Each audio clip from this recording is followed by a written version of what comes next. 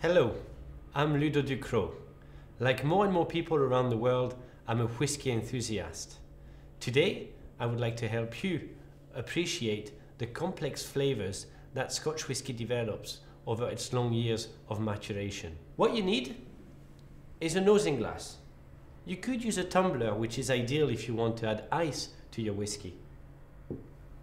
Or you could use a nosing glass. The idea is that your glass is narrower at the top, so it concentrates the aromas and it makes it easier to nose or smell your whisky. You also need a good Scotch whisky. This is a bottle of Grant's. This whisky was first blended in 1898 by William Grant. Today, it is owned and blended by the 5th generation of his family. And you also want some water. Quite simply, you pour yourself a dram and smell it, nose it. Depending on what you're nosing at home, you'll be able to get different flavors. If you're smelling a single malt from the Speyside region, you might think that it's quite sweet and quite rich. It might be smoky if you're enjoying a whisky from one of the islands in Scotland. It could be sweet and spicy if you're enjoying a single grain whisky. On the palate,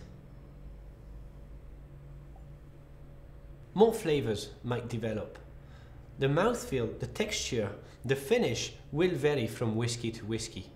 An old whisky will tend to have a long, sometimes dry, woody finish. A younger whisky can be quite fresh, quite crisp. Next, you want to add some water. I would recommend 1 part water to 2 parts whisky. Once you've added the water, you want to give your whisky a swirl, put your hand on top of it, and give it a shake. And what this does is, it opens up your whisky. It makes it easier to tell apart the different flavors. Again, depending on the whisky you're tasting, you'll be able to get different flavors. What I can smell is fruity flavors. This whisky is quite sweet. There's a bit of smoke in there, some peat flavors.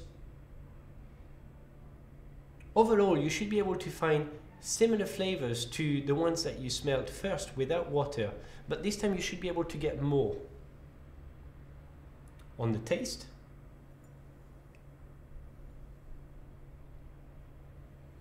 you might notice that the mouthfeel is different.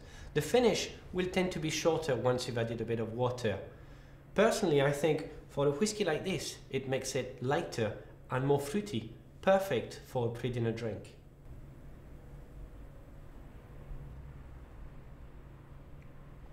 If you'd like to come and talk to me about your favorite whisky, or if you'd like to share your comments or questions with fellow whisky enthusiasts, why don't you come and join me on Grant's After Hours Whisky Club, which you'll find at grantswhisky.com/after hours.